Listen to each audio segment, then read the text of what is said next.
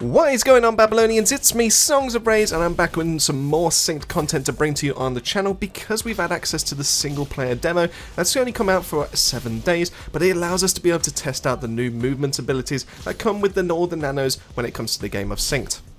Now in this video I'm going to be having a look at the movement abilities themselves, diving into what is the king when it comes to being able to do distance, what is the best one for being able to get into and out of combat abilities, and which ones are going to be useful in PvE and PvP at the same time, or some of them are only just going to be recommended for PvE.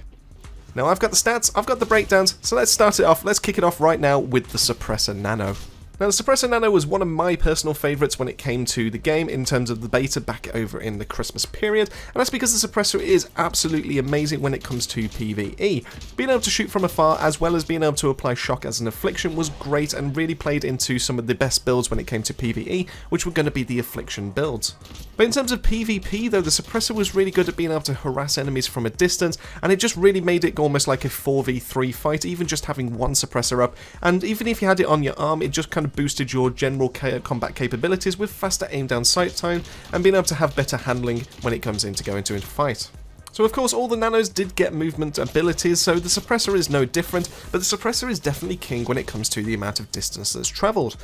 Being able to fire a blast at your feet and then being able to ride the shockwave over into a roll and then lastly into a slide, the Suppressor is able to fly 35 meters worth of distance, and this is done over 3.76 seconds. But the real reason as to why I would recommend this for combat use, so that means inside of PvP, not just inside of PvE, is because of that ending when it comes to the movement. Because going from a blast, which is an initial quick burst of speed, and then into a roll and slide at the end, lowers your overall profile, allowing you to be able to get yourself into cover, ready to be able to then tackle the rest of the threats that are in your way. Now while this isn't as important when it comes to PvE, it is especially important when it comes to PvP, because timing this right and being able to distance yourself correctly allows you to be able to use your roll, your slide, to be able to protect yourself from any kind of fire that's going to be coming your way when you make that movement into and out of a firefight. It's especially useful as well being able to use it going left and right to be able to then cause a flank around the enemy team, because using that initial blast is quite a loud noise, meaning that it's going to draw enemies' attentions, but because you're moving fast enough in the first place, you're going to come relatively unscathed out of it, and then because of that roll and slide, you're then going to be able to put yourself into cover, meaning that in theory you're not going to be able to cause too much damage to yourself, but you're going to cause a massive distraction, ready for your other teammates to be able to then mop up the rest of the work. Overall, the Suppressor has some really good stats when it comes into this. 35 meters is the furthest that you can go with any of the nanos when it comes to any of the movement abilities out of the 4 that we currently have access to. The 3.76 total animation time is middle of the pack, meaning that it's only come second and it's only ever beaten out by the Crusher, which we'll talk about a little bit later on. Pair that with the ending of the animation, which is the roll and slide. Being able to get yourself into some waist-high cover means that you're lowering your profile overall of your runner, meaning that you're not going to be able to see as much damage come your way compared to some of the other nano movements that are in this game. I do highly recommend that the Suppressor is great for being able to get yourself around and out of combat, and I could potentially see an argument for being able to get yourself into combat with this, but just keep in mind that this will be kind of loud, and it means that enemies will be able to have an idea as to where you are coming from. So next up we get to have a look at every PvP main's favourite nano, and that is going to be the Seer. Now the Seer does come in at the second best distance when it comes to being able to use this ability for, but unfortunately it gets held back by a couple other factors, meaning that I would not recommend this for PvP use. The reason why is because at 4.56 seconds of total animation time, this is just a little bit faster than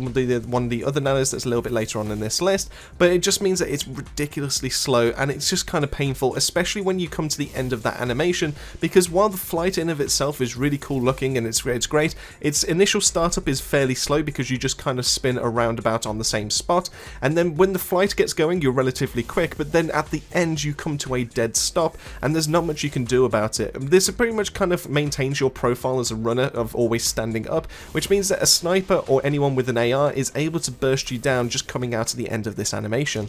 So for these reasons I would not recommend it for PvP use, especially for being able to get yourself out of a fight and being able to go side to side to be able to cause a flank, and most certainly not to be able to go into a firefight. Not having that extra bit that the suppressor does have when being able to like go into a slide or go into a roll to be able to get yourself into some cover, and being able to force lock your runner into that slow walk animation without anything to be able to reduce how tall you are standing or anything like that to be able to make yourself a hard target to hit. It's just pretty much always a death sentence if you try to get yourself into a firefight with this, and I also think that's the same trying to come out of one as well, because unless you're going over some cover, you're not really putting anything in between yourself to be able to protect yourself as you try to get away. Overall, I do enjoy what the Seer's animation looks like, and I do think it's a really cool looking one to be able to go around with, but I would probably stick with this for PvE, and I would probably steer clear of using this movement tech for PvP, just purely solely based on those reasons.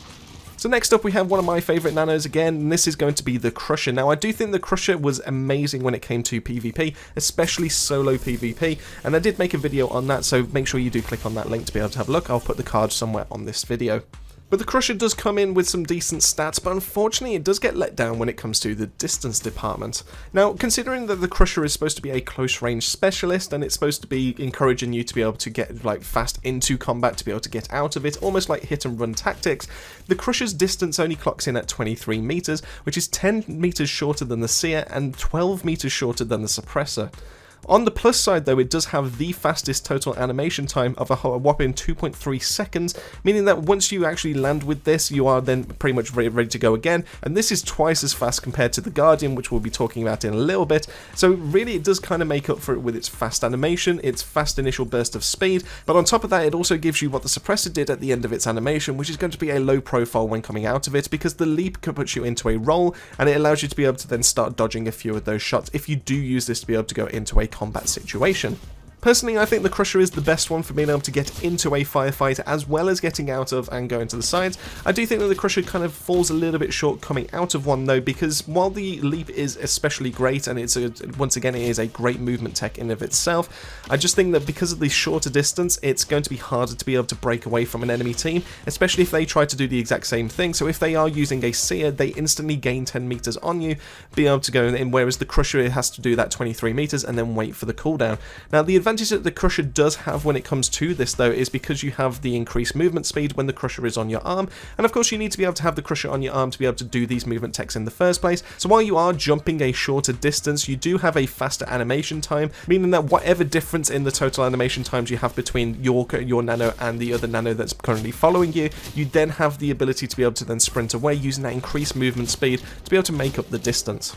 Overall, I love what the Crusher brings to the table, and I do think that the Crusher is probably top tier when it comes to using any of its movement tech. My one gripe, and I have already expressed this over on the Discord to the developers, is that I would love to see the Crusher get a little bit more of a buff when it comes to this, and that's being able to have some verticality to it. Now in certain games when you have like leaps or you have like rocket jumping or something like that, it requires a little bit of a skill gap to know what angle you need to be at to be able to get the right trajectory. I do think that the Crusher could possibly benefit from being able to jump over some like small fences or something like that, or maybe even as high as some cover that if you went up to it to be able to mantle, you would then instantly jump up and then be able to climb over the top of it. I think that would be a really nice boon, especially considering it does have a lower distance, and I do think that it will probably give it a way to be able to break out. It's a small niche to be able to get away from like fences, so you can put some cover between you and your enemies that are chasing you.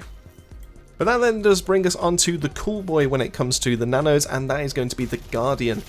Now unfortunately when it came to the Guardian, it always felt like it was lacking in PvE and PvP, and that's the reason why, is because it didn't have the offensive utility compared to all the other nanos that are pretty much out there. Even the Seer, which was primarily used as a utility, it still has the really effective lasers and being able to apply poison, whereas the Guardian is just all about being able to do stun and to be able to get up close. But the Crusher does this in spades and is pretty much the better all around when it comes to offensive. What the Guardian did have though was all the shields, was being able to have the defensive utility to be able to protect the team and be able to revive them if you do have the mods when you put them inside a dome shield.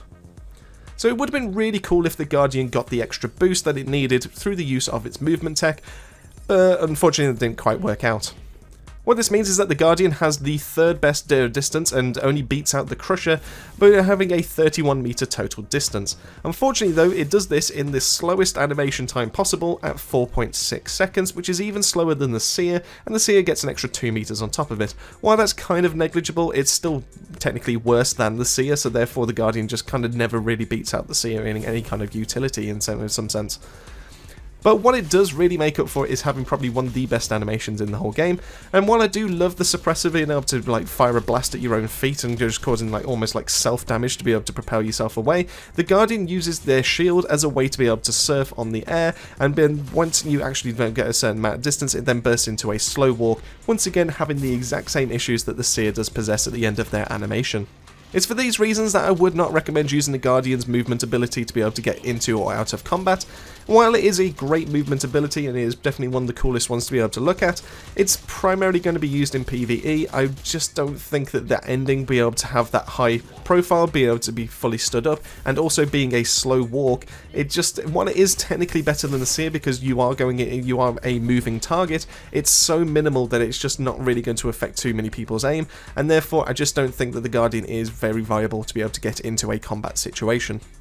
So let's summarise, what does that even mean? Well, in terms of being able to go into PvP, to be able to go into combat situations, I do think that the Suppressor and the Crusher are going to be the only viable uses to be able to do that. If that factors into your decision as to be able to choose what Nano you want to be able to use, then great. If not, then feel free to use any Nano that you want to, but all four are great for being able to use in PvE, and there's just no drawbacks for being able to have them. Just remember that you do need them on your arm to be able to cause them to be able to use these abilities, but once again, you can just call these back at any point in any time that you need them, and then you can just deploy them once again with just no penalty.